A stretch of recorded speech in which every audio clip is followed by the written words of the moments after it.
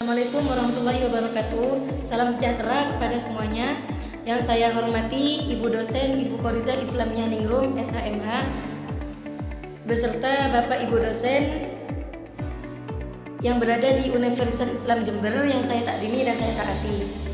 Dan tak lupa juga kepada seluruh rekan-rekan saya yang saya sayangi dan saya cintai. Perkenalkan, nama saya Adiatul Karomah, Fakultas Tarbiyah, Prodi PGMI, kelas B Hybrid. Pada kesempatan kali ini, saya akan menyampaikan presentasi saya mengenai sejarah lahirnya Pancasila sebagai bagian dari tugas ujian tengah semester saya di mata kuliah Pendidikan Pancasila.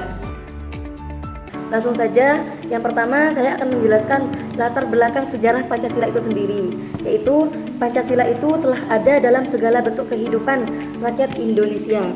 Pancasila sendiri lahir pada tanggal 1 Juni 1945 dan ditetapkannya pada tanggal 18 Agustus 1945, di mana pada tanggal 18 Agustus ini bersamaan dengan ditetapkannya Undang-Undang Dasar 1945.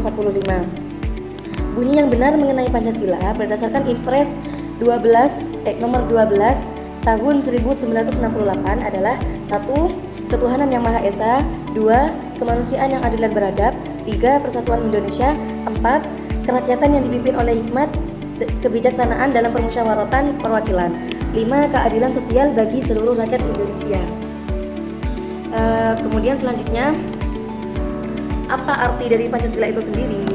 Pancasila itu adalah ideologi dasar bagi negara Indonesia. Dan Pancasila ini terdiri dari dua kata Sanskerta, yaitu yang pertama panca yang berarti 5 dan sila yang berarti prinsip atau asasi. Dan Pancasila merupakan pedoman kehidupan berbangsa dan bernegara bagi seluruh rakyat Indonesia. Selanjutnya pada tahap pembentukan negara Indonesia, di mana pembentukan negara Indonesia ini telah melalui 3 tahap, yaitu pada zaman Sriwijaya di bawah dinasti Sailendra pada tahun 600 sampai 1400 Masehi. Kemudian negara-negara pada zaman Majapahit pada tahun 1293 sampai 1525 Masehi. Dan negara bangsa modern, di mana negara bangsa modern di sini yaitu yang bercirikan nasionalisme. Artinya kesadaran kolektif untuk membentuk satu kesatuan bangsa yang berdaulat, lahir dari perjuangan melawan penjajahan. Dan negara Indonesia sendiri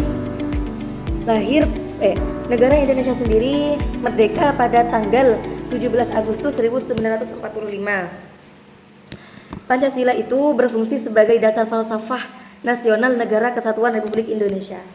Dan pada pembentukan negara Indonesia ini juga terjadi masa ke masa, yaitu ada masa kerajaan Kutai, ada masa kerajaan Sriwijaya, dan ada masa kerajaan Majapahit, dan masa kebangkitan negara Indonesia sendiri.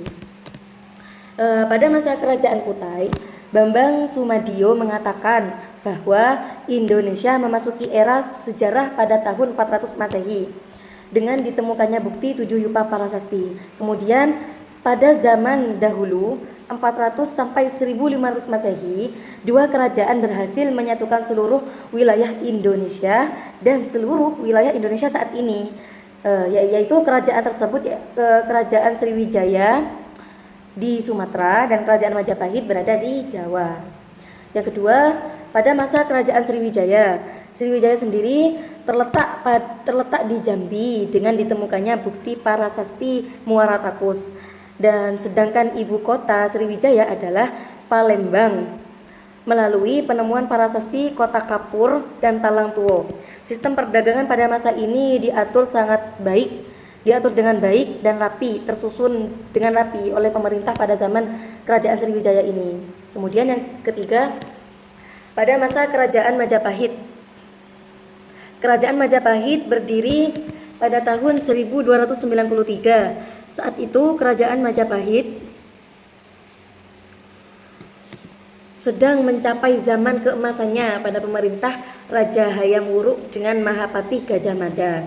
Pengamalan sila dalam Pancasila terbentuk di dalam masa kerajaan Majapahit ini Contoh pengamalan sila yang pertama yaitu ketuhanan yang Maha Esa.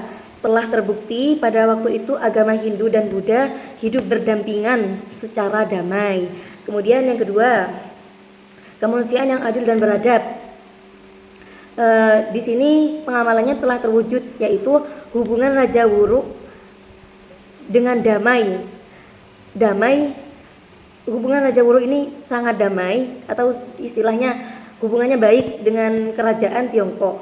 Kemudian yang ketiga, persatuan Indonesia telah terwujud dengan keutuhan kerajaan, khususnya Sumpah Palapa yang diucapkan oleh Gajah Mada, diucapkan pada sidang ratu dan menteri-menteri pada tahun 1331. Kemudian sila yang keempat, sila kerakyatan, di mana sila kerakyatan ini pada masa kerajaan Majapahit ini sebagai nilai-nilai musyawarah dan mufakat juga telah dilakukan oleh sistem kerajaan Majapahit. Kemudian sila yang terakhir yaitu keadilan sosial adalah sebagai wujud dan berdirinya kerajaan beberapa abad yang tentunya ditopang dengan kesejahteraan dan kemakmuran rakyatnya. Kemudian yang terakhir, pada masa kebangkitan Indonesia. Pada tanggal 1 Maret 1945, Jepang mengumumkan akan dibentuk Badan Penyelidik Persiapan Kemerdekaan Indonesia yang disebut BPUPKI. BPUPKI disahkan dalam pembentukan pada tanggal 29 April 1945. Setelah terlaksananya BPUPKI, akhirnya dibubarkan oleh Jepang pada tanggal 7 Agustus 1945 dan sebagai gantinya dibentuklah PPKI, yaitu Panitia Persiapan Kemerdekaan Indonesia. Kemudian selanjutnya pada tanggal 22 Juni 1945 terbentuklah 9 tokoh nasional PPKI yang terdiri yaitu 1. Insinyur Soekarno, 2. Muhammad Hatta, 3. Alexander Andreas Maramis, 4. Abi Kusno Djokro Sujoso, 5. Abdul Qahar Muzakir, 6. Haji Agus Salim, 7. Ahmad Subarjo, 8. Wahid Hashim, dan 9. Muhammad Yamin.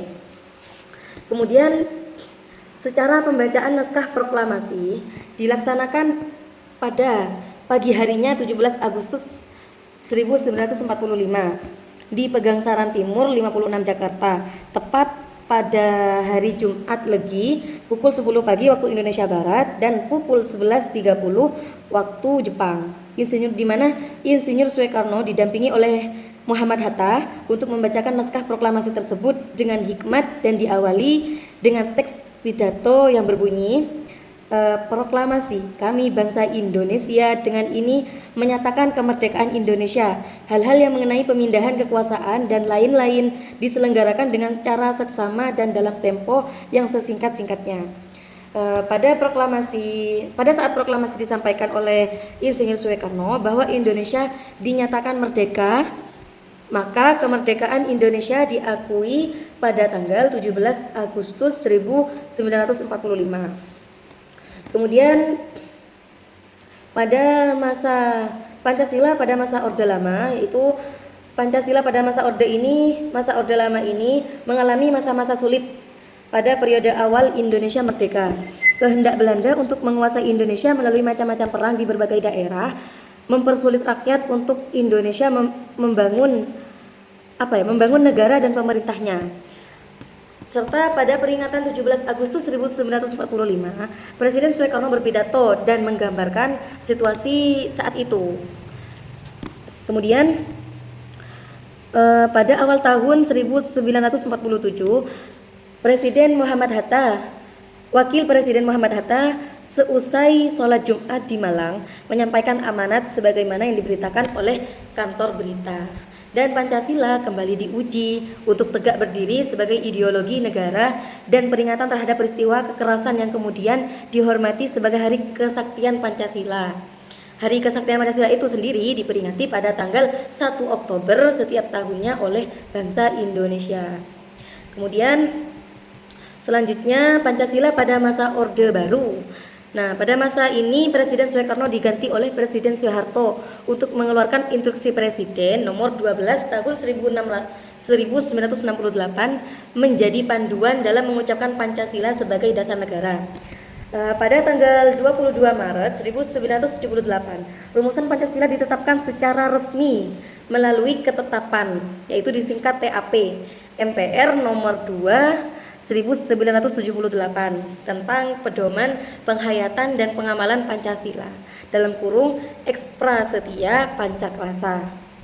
Dan pada masa Orde Baru ini, aktivitas penataran P4 diwajibkan bagi semua warga negara Indonesia, terutama mulai dari jenjang pendidikan sekolah menengah atas sampai perguruan tinggi. P4 menjadi syarat wajib untuk mendapatkan pekerjaan di lingkungan pemerintah pada masa Orde Baru ini, dan itu dilakukan guna agar proses penghayatan dan pengamalan Pancasila diyakini akan keampuhan Pancasila sebagai pandangan hidup bangsa Indonesia. Kemudian pada masa reformasi atau masa kini, jadi Pancasila pada masa reformasi ini seiring lengsernya Presiden Soeharto dari kursi kekuasaannya, MPR atau Majelis Permusyawaratan Rakyat sepakat mencabut TAP MPR nomor 12 1978 tentang Ekspra Setia Pancaklasa. Keputusan ini dilandasi dengan alasan bahwa Pancasila plus Ekspra Setia Pancaklasa justru menjadi kehilangan arahnya karena pada waktu itu difungsikan untuk mengurus segala urusan yang sebetulnya tidak bersangkutan dengan kehidupan negara. Dan pada masa pemerintah Susilo Bambang Yudhoyono timbul frasa 4 pilar kebangsaan, di mana 4 pilar kebangsaan ini sebagai bentuk revitalisasi Pancasila. Isi dalam undang-undang tersebut menyebutkan 4 pilar berbangsa dan bernegara, yaitu Pancasila, Undang-Undang Dasar 1945, disebut Bhinneka Tunggal Ika, dan NKRI. Kemudian pada tanggal 1 Juni 2021 di Istana Presiden Wilayah Bogor, Presiden Joko Widodo menyampaikan pidatonya dalam kegiatan peringatan Hari Lahir Pancasila. Intisari yang disampaikan oleh Presiden Joko Widodo yaitu terkait Pancasila ialah bangsa Indonesia itu harus meluaskan dan mendalamkan nilai-nilai Pancasila dengan cara-cara baru, karena Pancasila menjadi pondasi dalam mengembangkan ilmu pengetahuan dan teknologi yang berkeindonesiaan. Kemudian kesimpulannya dari sejarah lahirnya Pancasila yaitu Pancasila lahir sebagai dasar filosofis dan ideologis Negara Kesatuan Republik Indonesia atau NKRI melalui proses sejarah yang panjang dipengaruhi oleh dinamika politik, budaya, dan perjuangan kemerdekaan. Kemudian pada masa pendudukan Jepang 1945 sampai 1945, tokoh-tokoh nasionalisme Indonesia seperti Soekarno, Hatta, dan Yamin mulai merumuskan konsep dasar negara untuk menggantikan kolonialisme Belanda. Pada 1 Juni 1945, Soekarno juga menyampaikan pidato di depan Badan Penyelidik Usaha Persiapan Kemerdekaan Indonesia atau BPUPKI, memperkenalkan Pancasila sebagai 5 prinsip utama, yaitu ketuhanan yang Maha Esa, kedua, kemanusiaan yang adil dan beradab, ketiga, persatuan Indonesia, keempat, perwakilan kerakyatan yang dipimpin oleh hikmat kebijaksanaan dalam permusyawaratan perwakilan, dan kelima, keadilan sosial bagi seluruh rakyat Indonesia. Proses ini melibatkan perdebatan intensif di BPUPKI dan Panitia Persiapan Kemerdekaan Indonesia atau PPKI, di mana Pancasila disempurnakan untuk mencerminkan pluralitas Indonesia sendiri, termasuk unsur agama, nasionalisme, sosialisme, dan demokrasi. Kemudian pada tanggal 18 Agustus 1945, Pancasila ditetapkan sebagai pembukaan Undang-Undang Dasar 1945, menandai kelahiran resmi negara Indonesia. Secara keseluruhan, Pancasila bukan hanya produk intelektual tetapi juga hasil kompromi politik untuk menyatukan beragam kelompok etnis, agama, dan ideologi di Indonesia. Memastikan negara ini berdiri sebagai entitas yang berdaulat dan berkeadilan. Sekian dari saya, akhirul kalam. Semoga presentasi ini dapat bisa difahami bagi para penonton, dan bila ada kesalahan dari tutur kata saya atau kurang penjelasan dari isi presentasi ini, saya mohon maaf sebesar-besarnya.